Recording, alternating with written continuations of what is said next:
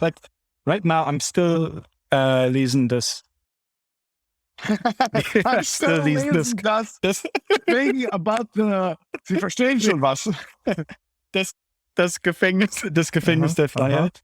You know, I'm like reading like a story every night out of that, and every night I feel like, oh, I want to read more, but I'm like, no, let's not do an all nighter here, but like let that settle in, because every story is kind of like shit. I love that. I love it. Honestly, he's in my top 5 writers.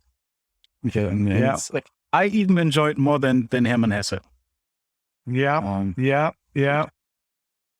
I agree. So, you know, it's funny. I read a good amount of that first story in the book, and it is weird. I love the writing. I love the story. It also felt deeply personal to some degree, because it was all about like not having a home and trying to find a home. And there were like things in there that I thought, oh, maybe this story will reveal something important to me or something, right? Like speaking to me, that sort of thing. But for whatever reason, from the first word, I was feeling a resistance while reading. It was sort of an uphill climb and not a pleasant one. And I've noticed this with many books. It took me a good amount of time to find Momo. And Momo really, like, even all of the books from Bukowski that I read, most of them, I was working through them.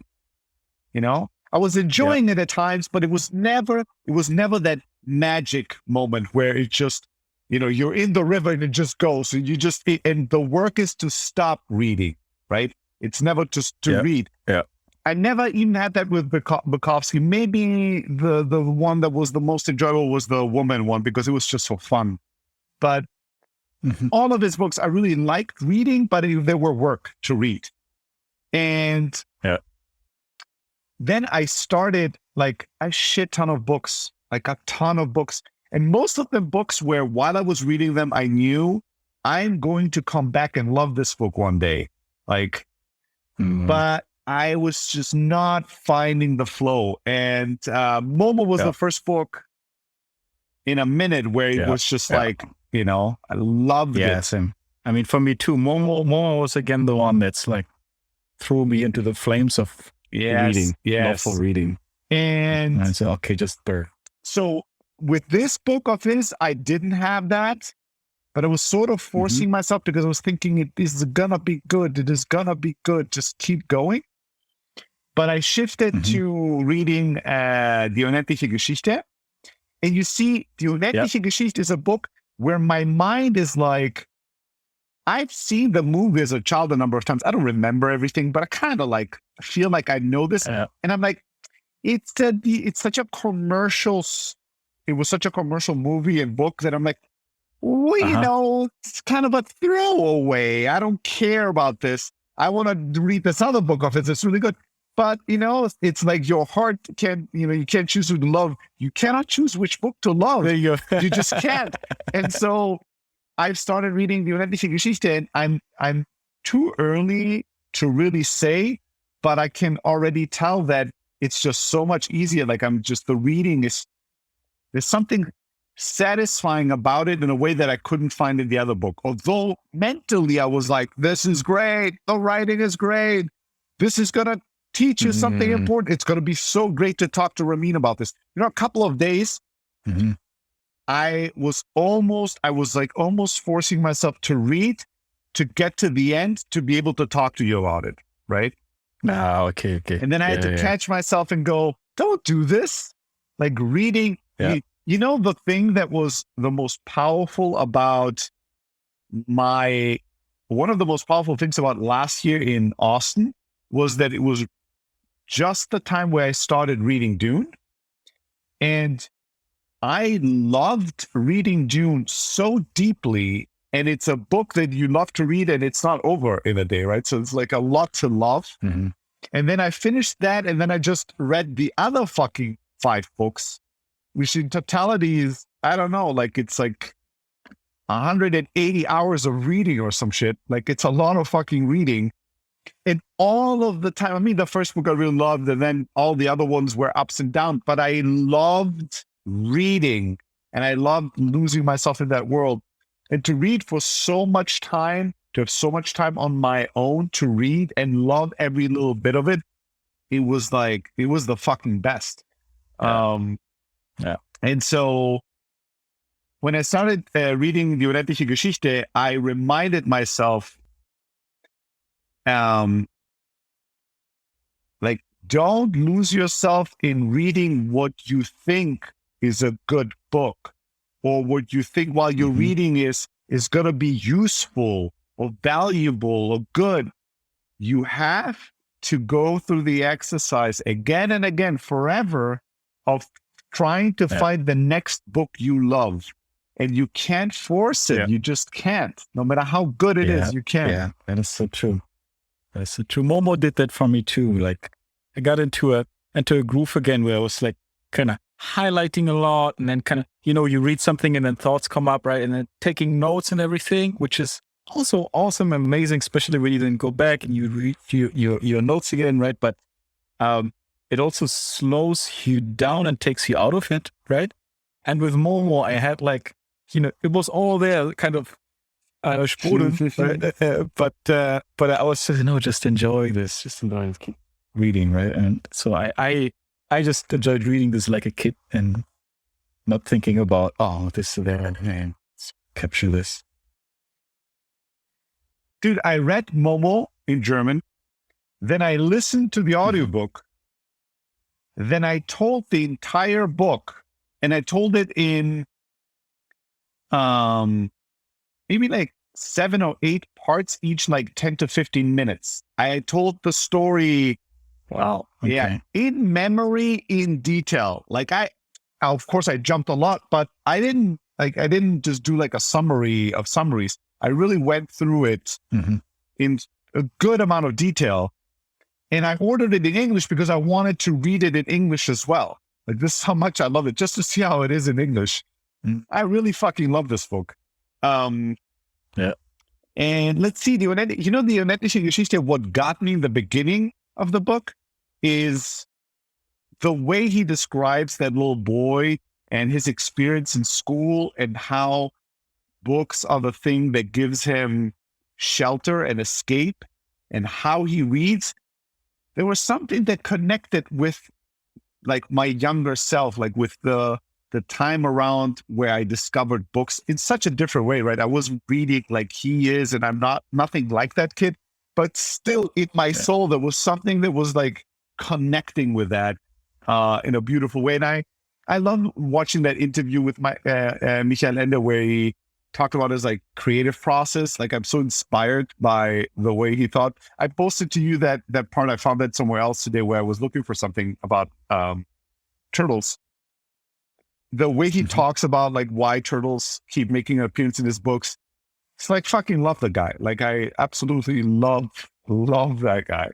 And he's the kind of German writer where you read in German and you distinctly enjoy the beauty that the German language has, the unique beauty it has, which is, I think with English, I find it to be, English is a very powerful language, but also very flexible. And it is, you can do a lot with it. Very complicated, very simple, everything, right? So there's like never ending. With German, I find it's much harder in my perception. I haven't read as much in German, but it's been rarer for me to read German where I feel like the writing is true craftsmanship and creates like unique beauty through the German language. I definitely think that Hermann Hesse is good, but his writing is not as good as Michael Ende's. That I would totally agree with that. There's a very powerful creativity in Michael Ende. There's depth. You can tell there's a real deep human being behind these words, but there's also lightness, a creativity, a playfulness. Maybe that is more rare. But yeah, he's dope. He was fucking dope.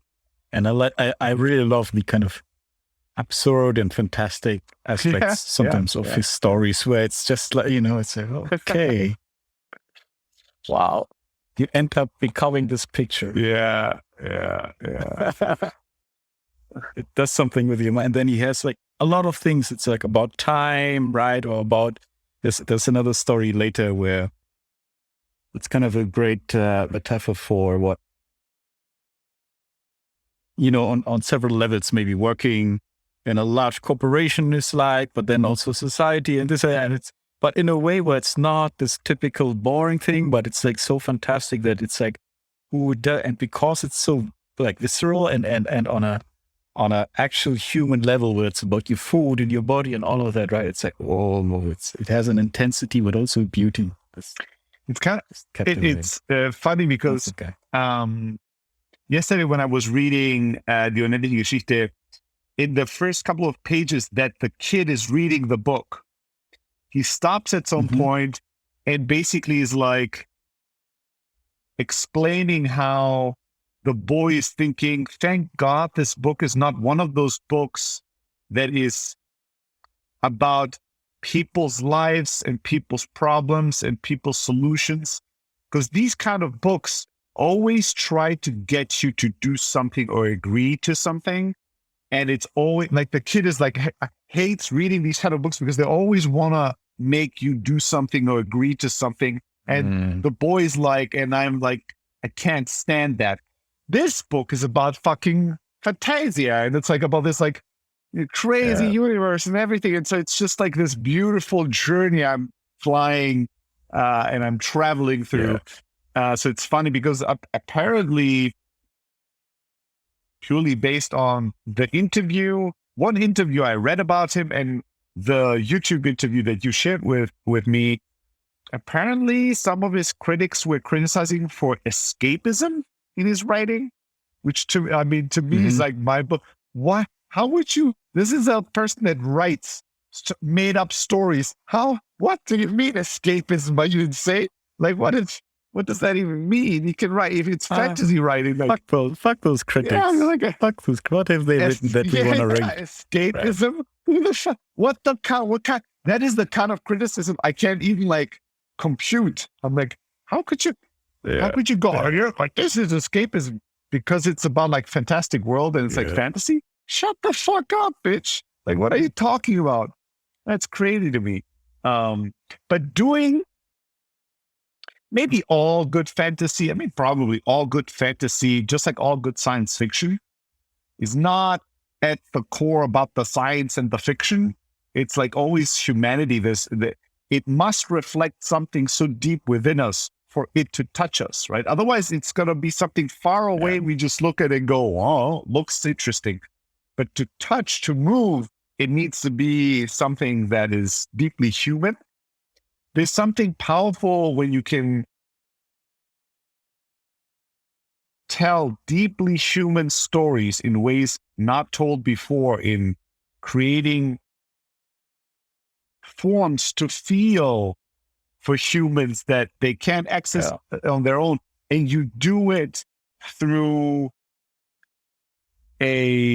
through creative storytelling that, escapes this planet and, and all the rules of physics. You can, it frees you of the attachments and concepts that are in your mind about this country or this kind of person or this profession or this system, right? And it's just like a new kind of more with this less it's so amazing that I do a podcast. Well, you are free of words, you free yourself of, sentence structures, you free your word of cadence, rhythm, good tonality. You're free of all of those things, That's also, sometimes what I love about, I'm not really well versed in poetry, but some of the poetry that I recently read from Bukowski, or even music, most music lyrics are poetry, right? They're not like, literal storytelling. When song lyrics are really powerful to me, they're powerful because they're using almost the sentence is not complete. The words does not always make sense, but you know exactly what they mean. And they say something in ways that you've never heard being said before, because it couldn't be said in normal ways. That's when it's really like magical. The last song that I shared with you, this rarely works, right? When something like this inspires you, it rarely works to actually read it through with another human being, because usually the other human being just goes, yeah, that's really great. But they don't feel it's hard to fall in love in the exact same thing at the exact same moment, right? But still, just for my own sake, it's the song Can't Complain by JPL. In that song, I mean, it's also the beautiful melody and the way he sings it, but he said, when he says it's in the seas, we come out of there and want to be heard, everything's offbeat. You're caught in a whirlwind, your head is a mess and you cannot see. Like, only that little bit, the whole it's in the seas, we come out of there and want to be heard, everything's offbeat. Like, a bunch of stuff that he says doesn't connect to me on a logical level. Like the actual, the whole song actually doesn't connect. I couldn't tell you what it's about. There's some things in those song lyrics that don't connect at all. But overall, I know exactly what he's saying. Like, there's a feeling that is so powerful. And that itself is also so tricky, to feel something and then use words with the freedom, not bound by logic, not bound by, any rules, to have the freedom to throw things together in a way that's still beautiful, and then people will able to read and get it or feel it. It's amazing. It's magic. It's pure magic. Michael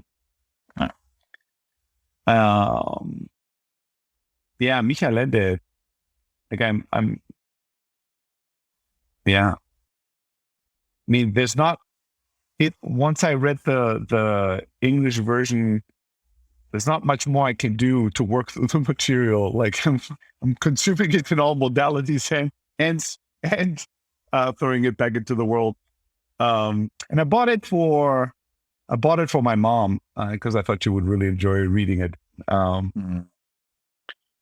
Actually, some of the things that I've been thinking about today the most, not thinking about today the most, one of the things that I've most intensely experienced today has been connected to Momo and Michael Ende, which is the idea of patience, right?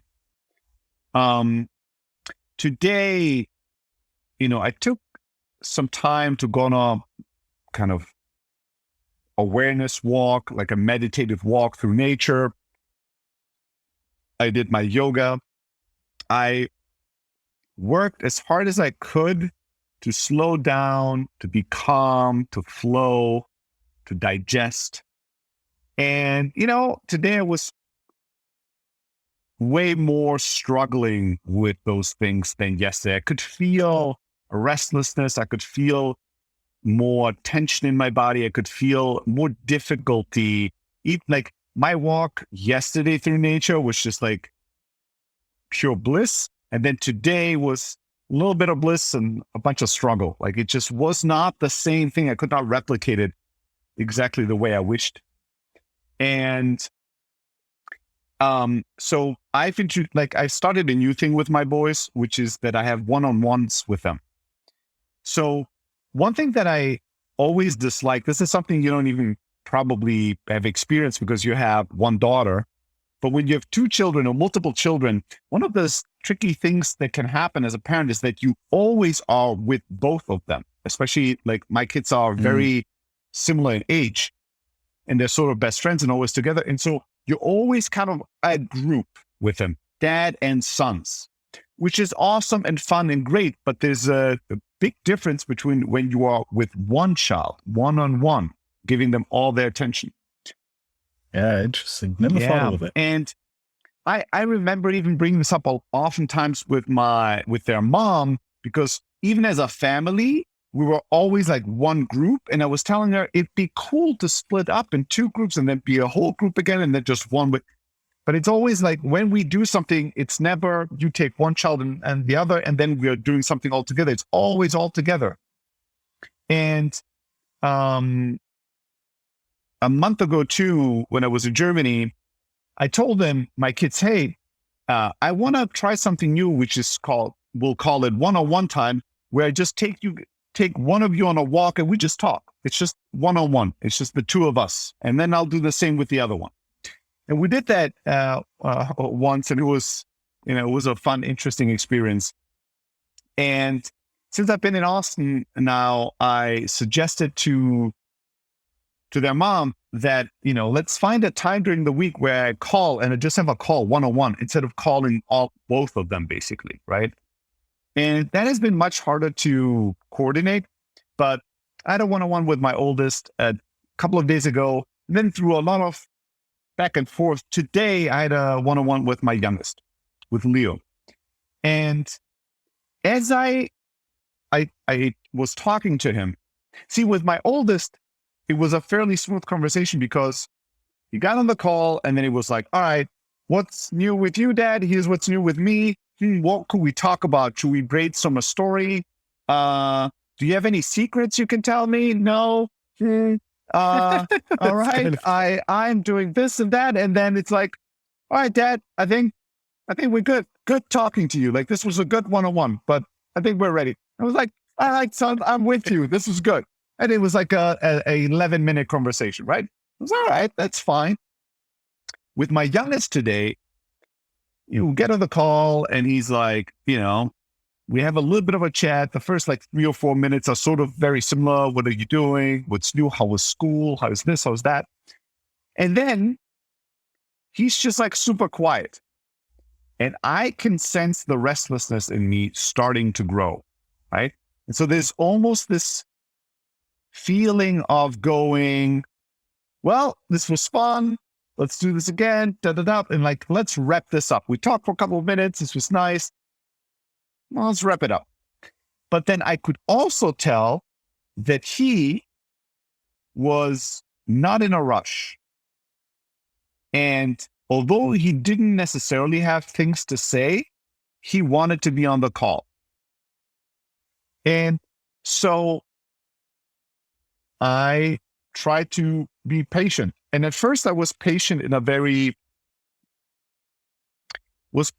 way where I'm going to hold my breath.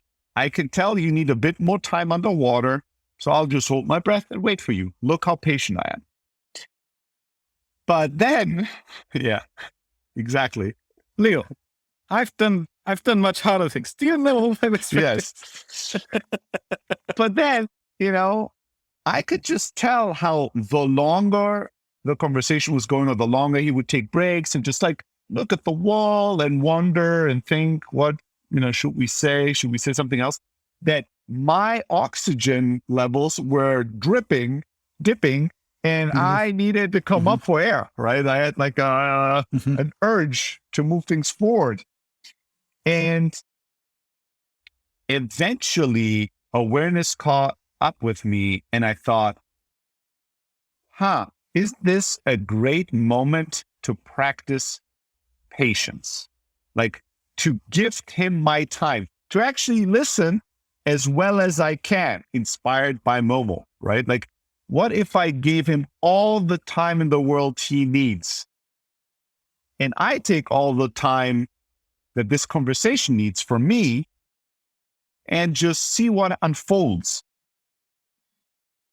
And as I did that, the energy shifted from me being kind of nervous or impatient or thinking, okay, let's wrap this up. We got all the good parts out. Now we're just going in circles. We're wasting time. Let's go. Yep. Instead of thinking of it as wasting time, thinking of it as sharing time, enjoying it, actually indulging a little bit in it, like thinking about time as this luxury good. And here's my son, my fucking blood, my flesh and blood, and I'm going to give him an oversized level of my time, a useless amount of my time because he's so worthy of it, right? My time is very valuable and he's worthy of all my time for no reason, no rhyme and no productivity needed. And once I shifted the energy, the way I perceived the conversation shifted dramatically. And all of a sudden, something that turned into a slight torture, right? Like a good torture, like a parent sacrificing themselves for the good of their child, turned into this relaxing, beautiful, loving, calming connection, right? And that call with Leo, which is not surprising now that I think of it, right? That the call with Georgia's my oldest was like an 11-minute, let's get all the good, juicy facts out of the way. Let's see what interesting things we have to tell each other. All right, now let's wrap it up and move on with life. That made perfect sense. And that the call with Leo, once I allowed it, turned into a 40-minute call. I've never had a 40-minute life call with my children unless I was telling them a 40-minute story, but like back and forth. You ask me a question, I talk to you.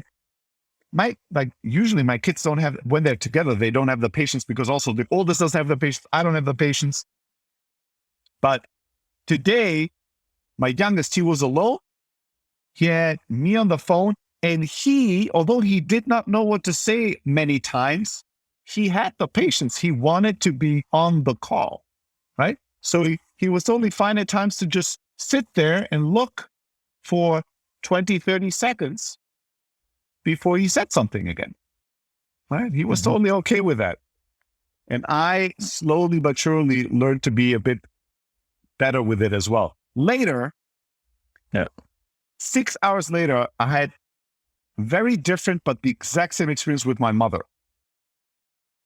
My mother writes me a message and says, son, I had a very intense, very important dream. I'm a little flustered by it. If you have time, give me a call. I'd like you to help me unpack it for me. All right, when my mother wants something and needs something, like I'm for sure there. So I give her a call and she starts telling me about her dream. And as she's telling me about her dream, I find it fascinating. It was a very, very fascinating, very interesting dream. And she tells it in a lot of detail. And I, the good son and the studious person I'm taking notes, right? I'm writing down in little details, things where I want to go back and ask her more questions about, right? I'm like fully there. I'm a professional dream interpreter right now, like coach of mothers to interpret dreams. That's what I am. And she goes through the whole thing. Once she finishes, she basically summarizes it again. And during the first telling, I was very engaged. During the summarizing, again, a little bit of impatience started bubbling up, So it's almost like a little bit of an arrogant part of me that's like, yeah, I got everything. I don't need a summary. I could tell you your dream better than you can remember it. Like, what are we doing here? We're wasting time. But because I'm a great son, I didn't say anything. I let her do the summary. And then she was like, well, what do you think? And I said, let's do a little, first of all, I cannot interpret your dream for you. I don't believe that that's possible. What I can do is maybe help you, coach you through some exercise, some things that I've learned so that you can interpret it better.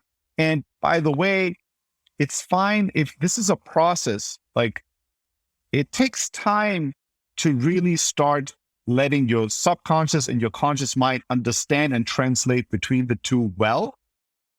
And when you have not done that, or when you've not really been somebody that has merged your intuition and your senses and your feelings and your mind in like a harmonious way, then it's usually very difficult at first. So anyways, we go through the exercise and I pick up the first thing that happened in the dream, right? So, it's in the dark and she's getting a call and there's a weird looking phone. I go, all right, let's talk about the weird looking phone. And she goes into like, yes, exactly. It looked like that. And she, for the fourth time, goes through every little detail that she told me twice before. And when that started, I was swimming up. I was diving up with all my might because I was about to drown. Like I was like, no oxygen in me. I was like, oh, and just like trying to get head above water to not fucking drown and die. And as that feeling bubbled up within me, and I felt this like urge of impatience, and I wanted to interrupt her and be like, I've heard this 4 times. I know. Let's stay with the topic, Mom. When you saw this thing, what did he do? In that moment, it hit me in the face, and it was like, well, what about patience? What about patience? What about, well, here's the question, right? Do you want to gift your mom the perfect knowledge? So she told you the facts. Now you're going to give her your list of facts and that's that. Or do you want her to heal? Do you want her to process what's going on? Do you want her to digest? Do you want her to discover? Do you want her to breathe, to have space, to think this through, to get lost? And you're holding that for her and helping her along. What do you want to do for her? Because apparently she needs to say some of these things multiple times to process them. It's apparent. There's nothing to do with you already knowing the facts. It's that she needs to say it many, many more times, apparently. So do you want to be there for her? Or do you want to just be there for her a little bit, right? As much as it takes for a shorter period of time.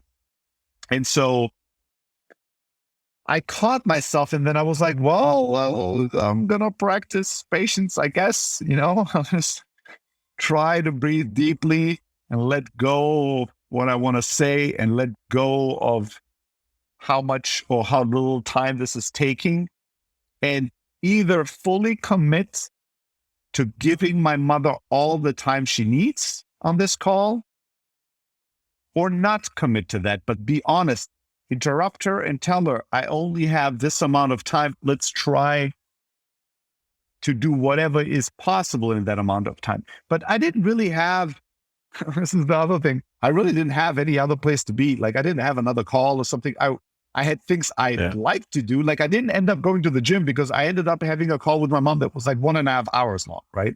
And I talked to her yesterday for 2.5 hours. That's a separate topic, right? So you should start another podcast with your mom. Yeah, I seriously should. But so I didn't go to the gym, but it doesn't fucking matter. Like I didn't have to be anywhere. So I decided to fully be there, to fully be with her, and to give this woman that have given me life and everything. It's easy to admire your mom in a half a sentence and 10-second summary. Like it's easy for me to say my mom is great. It's much harder for me to give my mom 3 hours of my time. Right? Yeah. That takes something else. That is actually like making, like really sacrificing and gifting her, like really investing in her, really honoring her, saying that I love my mom and that she's the greatest. That's cheap. That's easy. Like that doesn't take much. So we ended up having a beautiful conversation. She ended up being able to, I think, have a lot of space to explore and talk and think through. And I still, played my role, not just in listening, but also in stimulating, giving ideas, being a mirror, being somebody to give feedback. But in both moments, I maybe with a higher level of awareness that I have in a long time, felt how powerful my impatience can be, like how that feeling, how burning it is. And it's kind of explosive. It's like a flame within me that it's not there. Then all of a sudden it's burning high. It's like a very urgent impulse and sensation to want to rush now to the finish line, right? And I thought about the difference between patience and persistence and I thought about that quote. I keep going back to that quote. Let me see if I can find.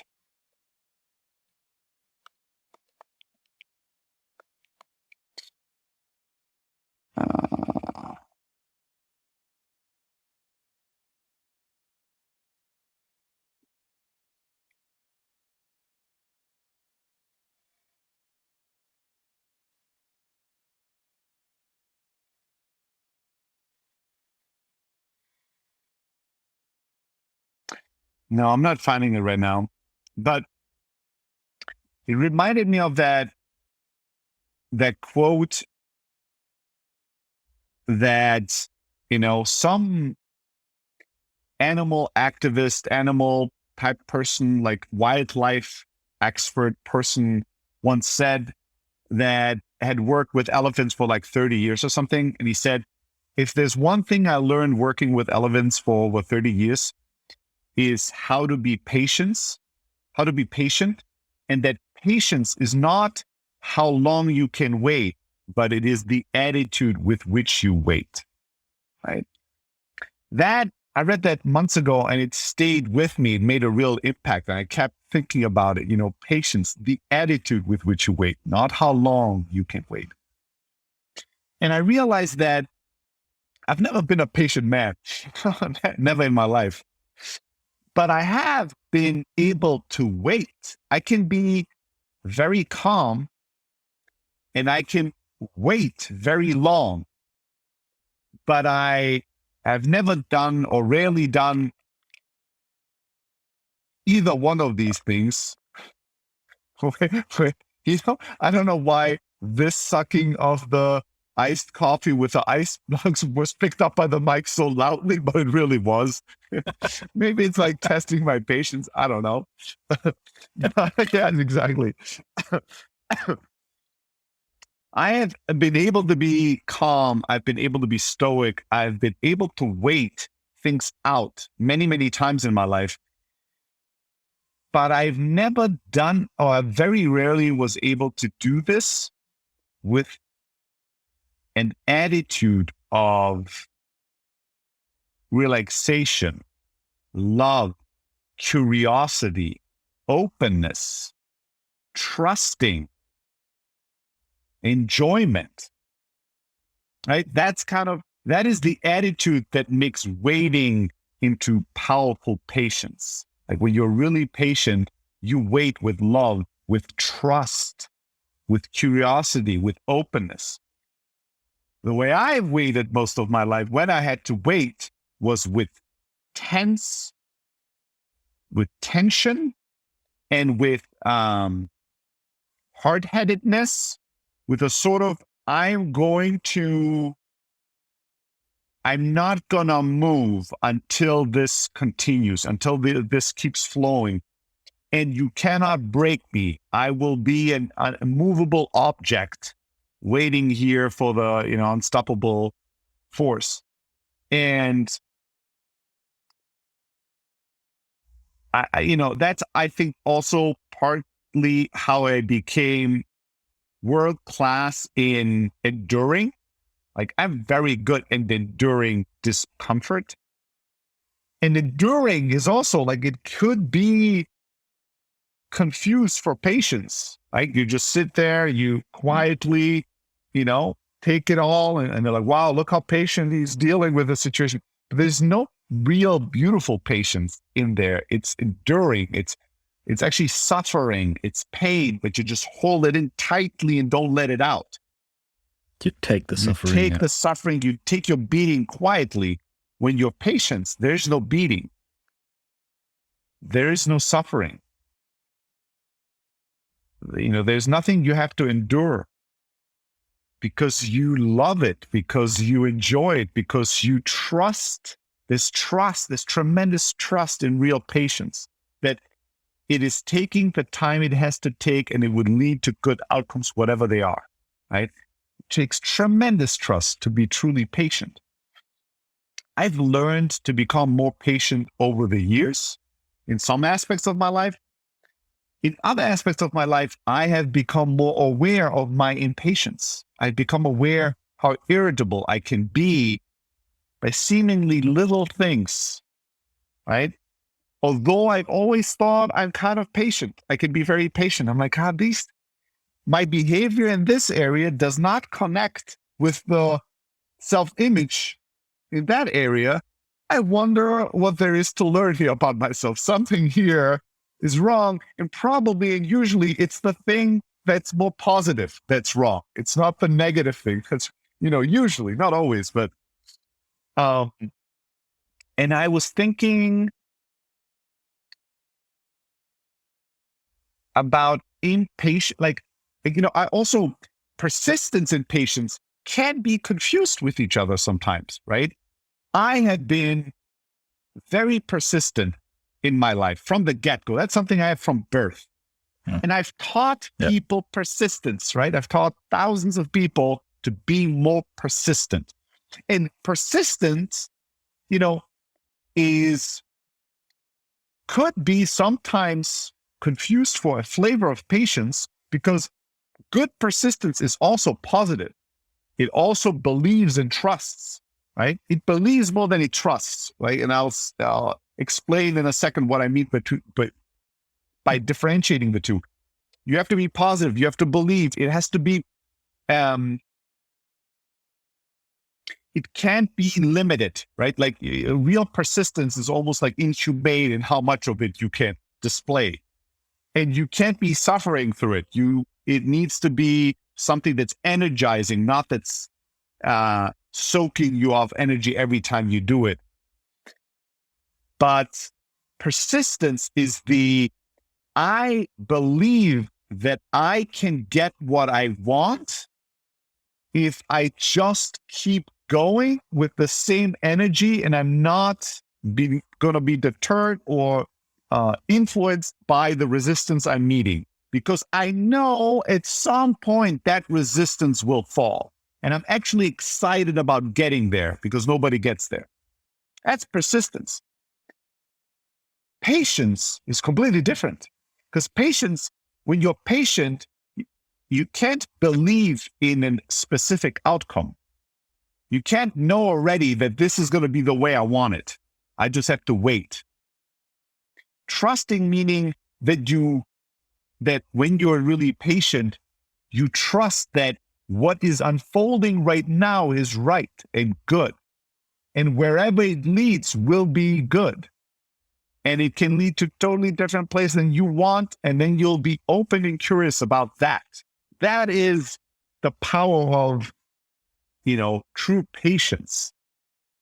And the love it encapsulates. I was also thinking today that part of what makes a great parent is also patience, right? Is like how much, because you have to have patience when you have children, but most parents don't have patience. Most parents, either are very persistent with their children, like keep pushing the thing they want the children to do or to learn or to, submit to, and they're, very good at like enduring things. They're just like silently, quietly suffering for this thing to stop or for this child to start with something.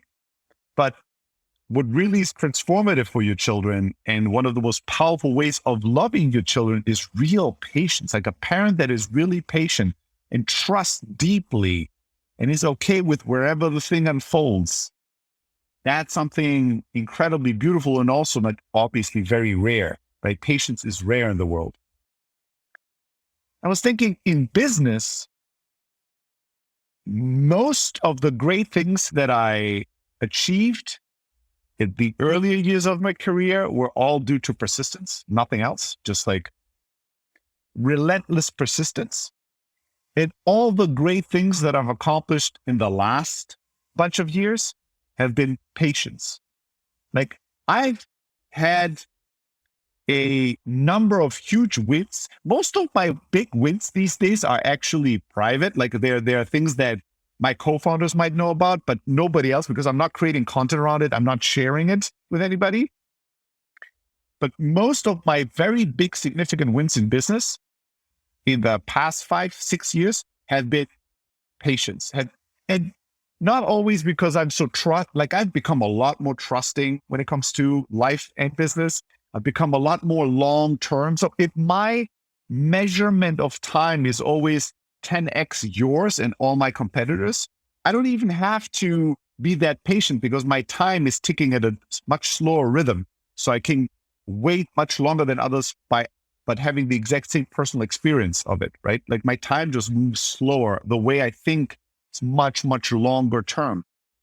But I've accomplished some really great things by being a lot more patient than I used to be.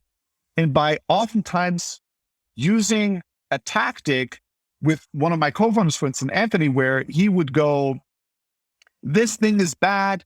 We need to fix bad thing. It's been bad for a long time. Let's take out the fucking hammer and brutally fucking bash it away. And let's just do something. We have to do something. And I would always with some topics, I would slow him down and go, this thing is bad. I agree. It's been bad for a long time. I agree. Funny enough, it's been bad for a long time and there were no really big consequences, right? Like things have still been pretty good, although this thing is bad. If we bash it with a hammer, the chances of good things happening next are very low. The chances of it being so-so are 50-50. And the chances of a bad thing becoming terrible are pretty significant in my mind. So why would we do that? Do you have an approach that has a much higher chance for success than what you just proposed to me? And be like, no, but we can't wait forever. I'm like, well, we've waited many years and we're totally fine. Who says we can't wait longer? Let's wait till we have a good idea what to do about this, because right now, obviously, the idea that you propose sucks. The only reason why it feels good is because it feels like doing something.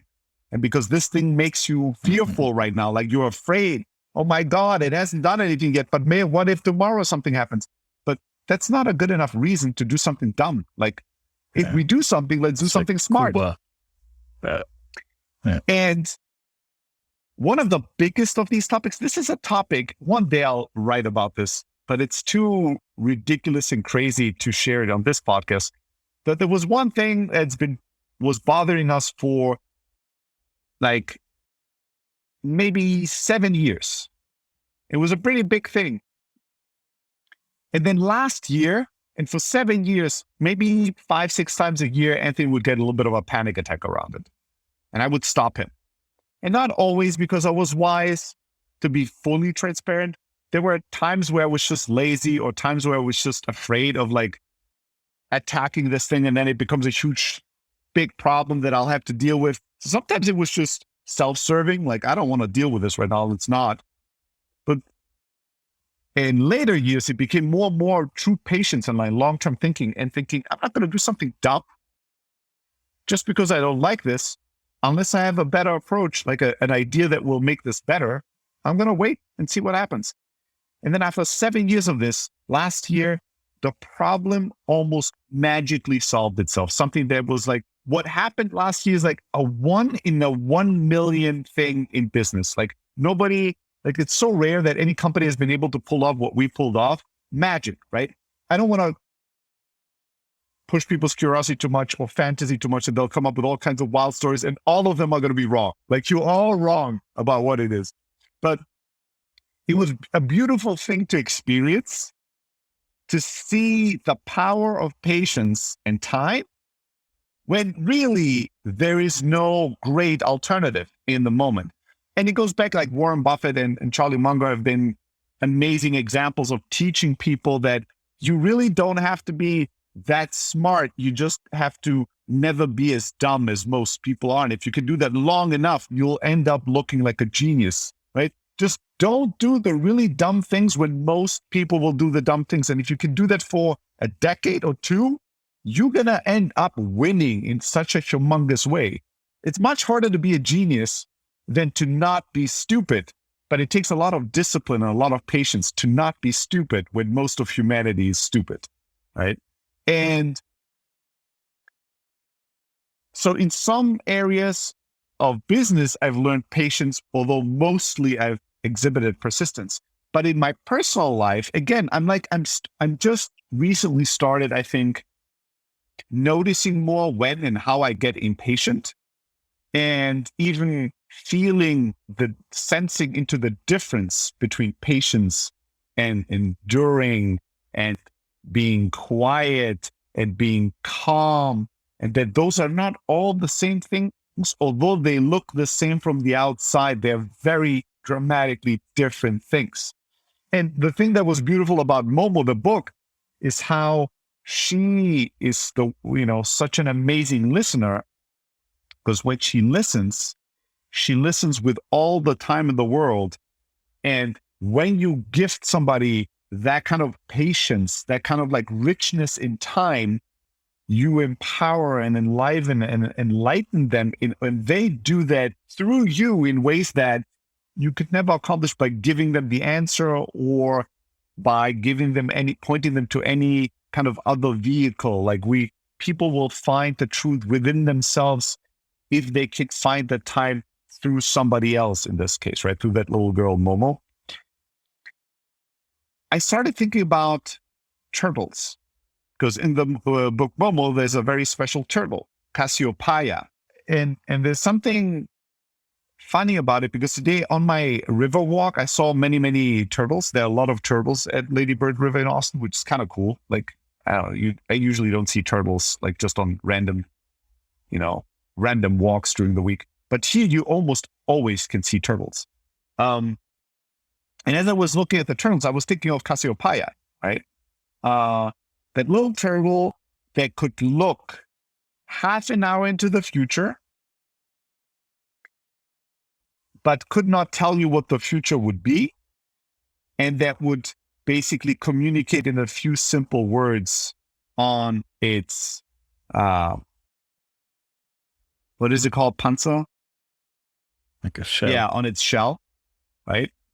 And I don't know. Now I'm going off the road of normal thinking, and I'm going to like just creative exploration, which can often lead to the road of bullshit, but might lead to something interesting. So, you have to follow me into this. So it's interesting. It's interesting that you think you were on the road of normal thinking. That is also true. Fair enough. Touche, sir. Touche.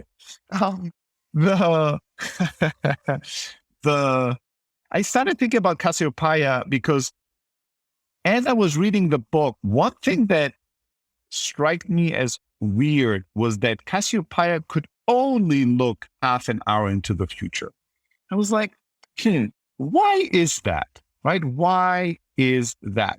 Now, I told you in the book, and I shared it with you today in Slack, Michael Ende, the author, in an interview, answered why in so many of his books there are turtles that appear in those storylines. And he talks about his fascination of the turtle, and I think it's beautiful. Like the things he says there and how he says them, I'm like, I love it. I've never thought about turtles that way, but now I love them because of him and through him.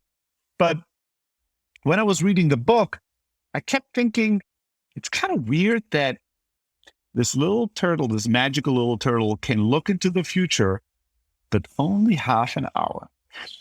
My first thought was, well, this is probably like just a convenient limitation to make the story work. Otherwise, this is the end of the whole book, right? Like just the turtle shows up, knows everything that's ever going to happen, just tells Momo what to do or not to do, and then just fucks off again. And the end, right? There's no story if the turtle knows everything and could tell you all of it.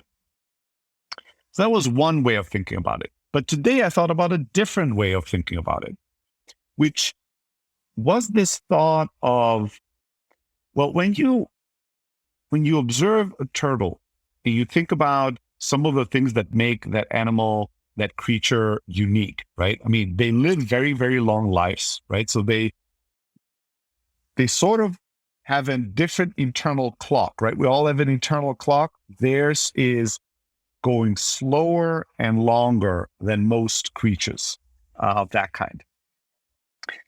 And when you think about, like, all these stories in all these, these children's stories, these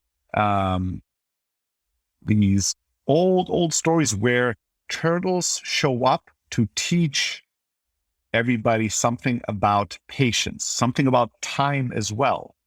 But what's the famous story of the race between the there's another word for turtle that is often used, but I don't know why I never use it. Turquoise, no, or tortoise. Yeah, I don't know how to say it. It's like a weird word, but it is used often. And the turtle and the hare, right? The kind of and they race, and obviously the turtle wins because one step at a time and patient, while the other one is super arrogant, knows it's a faster animal, but then like whatever gets into trouble or bullshit and loses. And I thought about, what happens when you have two beings, let's take two human beings, and one of them is able to slow down time in his mind, in his body, in his being, and think much longer term and think things through much calmer and clearer, and think about the very next, like the next steps, like what needs to happen and what could possibly happen next. And I thought, when you have patience and when you think long term and when you are calm, it sort of gives you a pretty clear picture of what's about to happen next. Like, you cannot see 30 years into the future, but it's much easier for you to see a certain amount of ahead of everybody else. Like, it gives you a little bit of a longer view and vision of everybody. Everybody else is looking down, is stressed, and you kind of look up a little bit and see a bit further of what is probably going to transpire, what are all the pieces and parts of the dynamic, and how your next step will influence the next step and then the next step. It's almost like cheating, almost like being able to look into the future a tiny bit ahead of everybody else. That's what happens when you're able to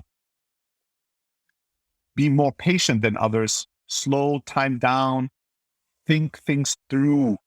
And thinking things through very fast is only going to cause labyrinths of the mind, right? Where you're like, oh, this could happen, that could happen, that could happen, and well, this, what about that? And I have to also talk to this person about it. And that, that is such you take like a marker, you're writing so quickly and so erratically that at the end, when you look at the whiteboard, it's going to be impossible to now find the answer here. Like, it's just like a bunch of dribble everywhere, just like too many words, too much all over the place. But when you think through things calmly, slowly, clearly, without distracting, without, jumping ahead or jumping to sidelines or rushing, then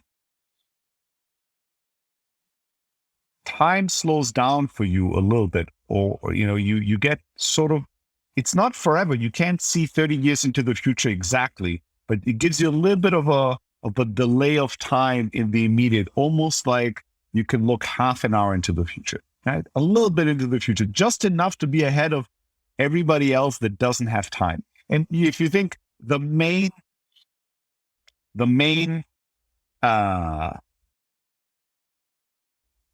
opposition that Cassiopeia is helping Momo to win against are the gray man that are the stealers of time. The gray man never have enough time. They rush through everything, and they, can't think long term. They're all about like hoarding and stealing every second of every human being they can. So one of the main times that Cassiopeia comes and really saves Momo is the first time all the gray men are in the city searching for her. And Cassiopeia is guiding Momo perfectly in a zigzag throughout the entire city, the weirdest route, because it knows always exactly half an hour ahead of where all the gray men are going to be. And so she just routes her all around them, right? And so she has this massive competitive advantage in the situation against them because she's able to see just a little ahead when they can't. I don't know if that's, obviously I don't know if it's that, but I started thinking about the kind of the predictive power, the power of sight, the expansion of sight you win or you gain with patience, with the ability to be quieter, to go slower, to be calmer, to think further, right? There's a very clear advantage you're getting, and it's almost like you can look ahead of them, like you can look ahead of time. Yeah. It's a trade-off, right? You trade one for the other. There's also value to thinking on your feet, being very fast, right? And doing that in certain situations. It's almost like you get like you said, a wider sense and a longer term sense where if you translate it to a common life scenario, one is like great for being in the game and winning it, making the next right move, right? And the other one is more the why even play this game and where does it lead? And is this what I want? As one example of where this manifests. And of course, it's not like if the whole world and all of nature existed only of turtles, everything would be perfect, right? I mean, the beauty of life. I think that we should consider that the totalization of the world. Turtleization of the world. I like it. I mean, Michael Ende was convinced that, turtles existed way before us and they probably will exist way after we've checked out. And was saying how he loves that they are totally and completely useless animals. They don't help nature in some way. They don't serve some kind of a purpose. They have no enemies and they don't pose any threats. They need very little, right? Just a few pieces of grass, a tiny little bit, and they can get along with that very, very long. And they kind of oppose all of modern thinking of like usefulness and purpose and place. They just exist, right? They just very peacefully exist without having some greater purpose or some greater skill or some greater place in the ecosystem that's important because they do X and Y and they help with. They're just there. They don't seem to care about doing a particular job in nature, and getting a specific placement in its ranking.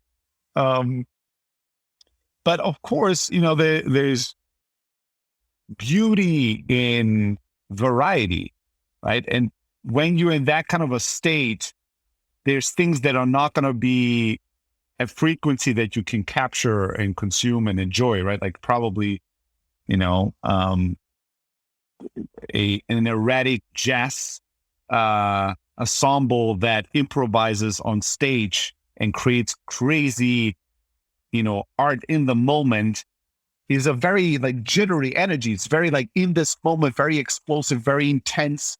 It's a very different experience and exercise and manifestation of life than, the example of thinking very long term, being patient and all that. And sometimes,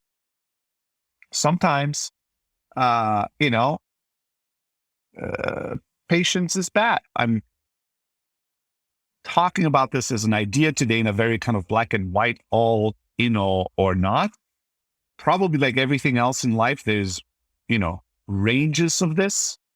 And, none of us probably can be the sort of Buddha patient level where you could just sit there indefinitely until you fall over. Momo, let's do Momo patient. Momo patient is good. Like she still at some point would probably speak or move, but she is, worlds apart from most people in terms of how calmly, openly, curiously, and lovingly she will give her time, right? And there's another thing.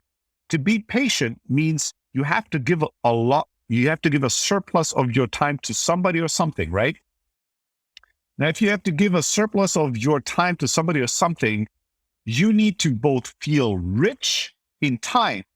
You need to be aware and in touch with your time wealth, right? Everybody thinks they're starved for time. Everybody senses that they have a lack of time.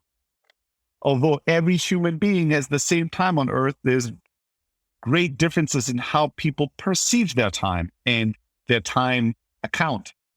And so if you think, if you perceive your life as being indebted when it comes to time, like you're in way too little and you're owing everybody time that you can't pay them and everything time that you're not giving it to, then obviously when something or somebody requires patience from you, so you giving it a lot more time than usual, a usual interaction would take, that's going to be difficult for people to do. That's going to be difficult for you to accept. Like, you think you're poor and on the street and I'm asking you for $1 million. That's going to be difficult for you to be like, sure, I can do this, right? So to be patient probably also means to be very aware of the time you have, to be very in touch with your time and to feel rich in time.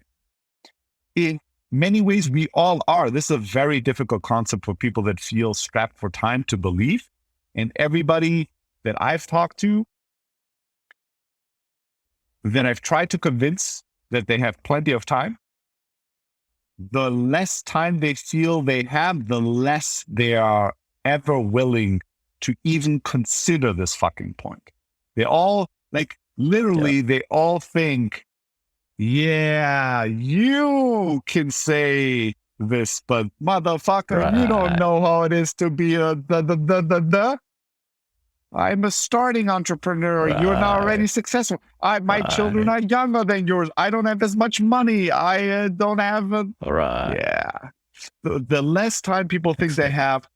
I had a beautiful moment actually exactly about that yesterday, where I was like going to the car and then I was thinking and I kind of did it in a okay, this is kind of the useless time where it's just like logistically necessary, right? And I was treating it that way. And then I thought of where the gray man come to, what's his name, the barber, right? Yeah. And then they tell him, oh, they do the calculation. Well, how long do you think you will live? Oh, that's so and so many seconds, right? And then they break down, this is the time you work, you sleep, this, that, right? And it's like, well, and then they go like, well, if instead of spending 30 minutes with a customer, you just spend 15 minutes, this will free up, 47,378 seconds of your time, right? And then if you do this and that, and then if you like, okay, every day you spend an hour talking with your old mom, who's not even really like fully there anymore, right? Why don't you put her in a place, in a cheap caretaking home, and then that frees up 75,488 seconds, right? And then this girl, are you really going to marry her? No, you're not going to. So why spend all this time? Maybe just see her once a month instead of every week, right?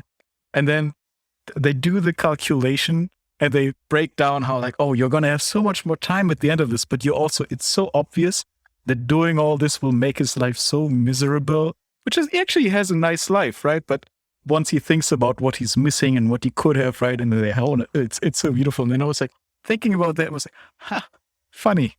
I'm the barber right now. And then I kind of changed it. Yeah. I just this week, I started to mindfully eat again. So that means breakfast, lunch, and dinner. I eat in silence and I'm just with my food and I try to also I try to make a difference I could eat in silence, but be busy in thoughts. And I attempt to not, right? I attempt to be enjoying and experiencing every spoon, every piece that I eat. And I haven't had as great of a dinner as the last 2 nights in a year. Like, I was so thoroughly enjoying it and experiencing actually the explosions of flavor in my mouth. And these are dishes that I've eaten, 40 times before, while either emailing or listening to a podcast or reading a book or doing something else. And I can't remember a single one of them. And like the last 2 nights were like amazing. And I've also started like finding other places where my phone, for instance, has gotten a place. So one is, going to the bathroom. Like, I'll take the phone and I'll listen to stuff, I'll read things or do things. Not doing that. Walking to pick up coffee, right? Like, I've stopped. This is something I stopped a year ago, to listen to podcasts or audiobooks on the way to short places. Like, when I do listen to an audiobook today, then it is something where I will go out to listen to the audiobook, right? And I'll go out for a walk to listen to the book, but I don't listen randomly on ways to places. Like, I'm going to go to the gym. On the way to the gym, let me listen to something. On the way to the coffee shop, let me listen to something. And getting comfortable with silence, getting comfortable, and also more importantly, giving the thing you're doing all your presence, all your awareness. With food especially, it makes such a difference. It is such a tremendous difference. In the mornings now, I've started to spend, I'm not quite at a full hour, but I would say that the first 30 minutes of the day, I don't do anything right now. Like, the first 30 minutes of the day, I actually just think. I might just, get up and go quickly to the bathroom, but I'll sit, on the couch or on the chair, and I will just be. I will just, whatever thoughts, feelings I have, whatever, I just process. And then I'll write down my dreams and some of my thoughts and do a little bit of writing. And then I'll start my day. But I start with 30 minutes of nothing. And I do have to say that, I got inspired by whatever his name is. I forgot it. I always forget the whatever lab guy that's like killing it right now. Huberman, right? Huberman lab guy, who gave this whole speech about like the first hour being so important for processing your dreams and processing all the information and like generating all these important insights before you step into the day and utilize your brain to do other things. I'm not at a full hour, but even that, like, usually I used to, in the last couple of months, I got into the bad habit of waking up in the morning. The first thing I would do is I would grab my phone and I would spend like 15 minutes of my phone, 10, 15 minutes, going through social media, checking a bunch of messages. And then I would like put it away and start like writing down things and starting my day. And I always knew this is shitty, but it kind of was like, it's almost like this 10 minutes of phone is helping me wake up, getting like energized and very jolting in its energy. And so I just wanted that. And now that I do the kind of half an hour of just laying in bed or just like chilling, it's been many times now where as I lay there, I notice something about how I feel, or I notice something that has been bothering me or something else that I think, wow, I would have completely missed this if I'd stepped into the day the way that I used to. So there's some things that just, it makes the morning also so much more peaceful, right? Like, think about this, like waking up in the first 10 minutes, you're on your phone, which is what I find most people to be doing. Like, as I've traveled with people and as I've seen many people now in different places in the morning, most people, first thing they do is they grab the phone the first half hour or whatever, they're on their phone. It is such a difference. It's the difference between getting up, you're at the serene viewpoint and you see the sunrise and you hear a waterfall and you just like get to serenity and peace before starting your day, or waking up and being in the middle of, Times Square. And it's just like, horns and people and ads everywhere. And this is the way you start your day. It's just like such a drastic difference. Half an hour, it just starts the day on a completely different quality. But through all of this, the craziest difference I've noticed is eating. like food. Just food started tasting 50% better. Eating, it shifted from a pure chore to pleasure. Now, some people are really good at this. Like you've always enjoyed, I think, food more and been more present with food than I. I never had a good relationship to food in that way. And I've learned and forgotten this lesson plenty of times. Let's see how much it sticks this time around. But it is crazy. It's not even the same thing. It can't even be put in the same category. Like it's just not the same thing. It's like having sex while doing your taxes. It's like that's eating while doing something or just eating. It's the same thing. It can't be compared, right? You're doing your taxes on a deadline. Like we're stressed. Like how much enjoyment could you have out of that sex? You know?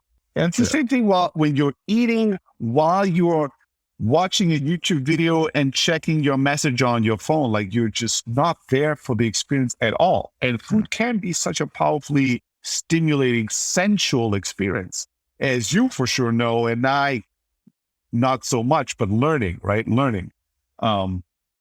It's crazy how big of a difference awareness and presence and focus, like picking a thing, just being like, this is the thing I will do now. We're so trained. I am so trained to think doing one thing alone is not enough. Yeah. Doing one thing at a time is not good enough. It is a waste of your time. It is too little. You want to always stack the doings. Always. You're going to grab the beer while be more efficient. Yes. I'm drinking my beer while eating a cake, listening to a podcast while answering an email. And at the same time, I remembered that I have to, change the batteries in some of my electronic devices. So I have like a bunch of electronic devices on the desk, and I'm changing the batteries, and I'm eating the cake, and I'm not doing anything. At the end of all these activities, I have not done one of these things. I was never present for anything. They were all meaningless. I'm usually wasting time because I'm context switching so much that I'm really slow at every single one of these things. And the pleasurable things I miss, and the terrible things I stretch out. So instead of finishing it in 10 minutes, I work on it for 3 hours because I only work on it a little bit at a time as I'm context switching to other things. It's the worst thing you can do. I know there's people out there, I won't name names, but there's a good friend of mine that I may or may not have had a podcast with that is convinced that he's amazing at multitasking and it's a personality thing, and that being great at multitasking is a superpower and is what makes him unique and great. And I don't buy a single fucking word of that. I think it's all a huge pile of bullshit. This is very common. There's a lot of people who think they're great at multitasking. It falls in the same category as some of the kind of mental sleight of hand things that we do, right? Too.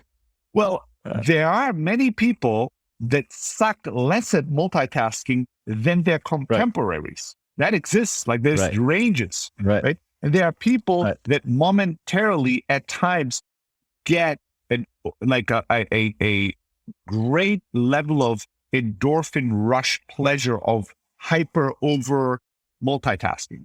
I agree and believe that. Totally. But if they compare themselves, their multitasking version versus a kind of mono-focused, or however you want to call it, right? If they would actually do a comparison of these two.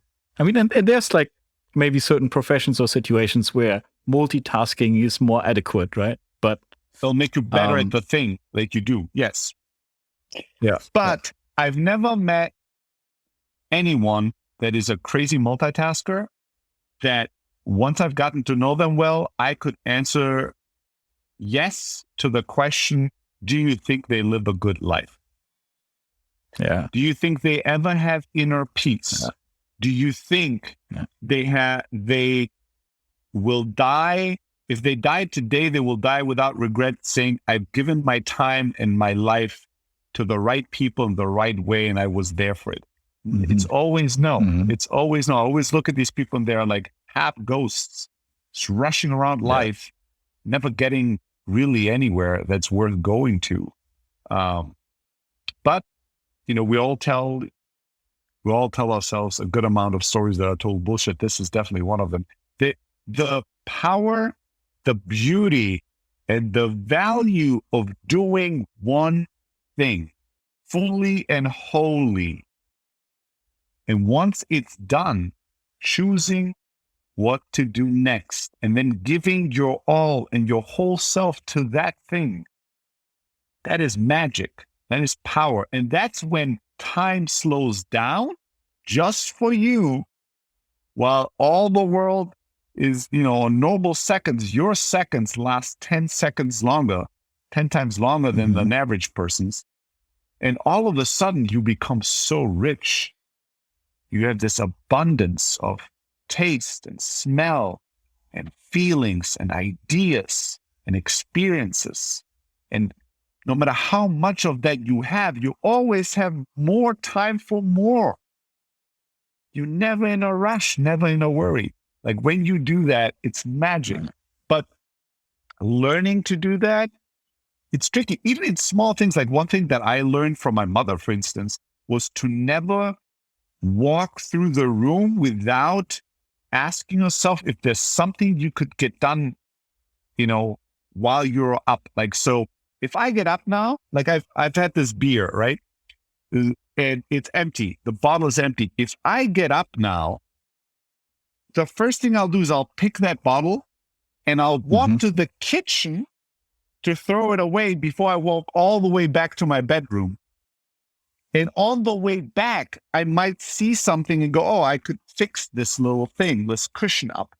And then on my way back, I'll ask myself, what are all the tasks I should do? And what is the perfect route of doing them? Like, oh, I'm going to pick up the sock at this corner while walking over there to do this thing and then walk over there. Maximum efficiency, It's a great utilization of that beautiful, amazing miracle of our mind. Yeah.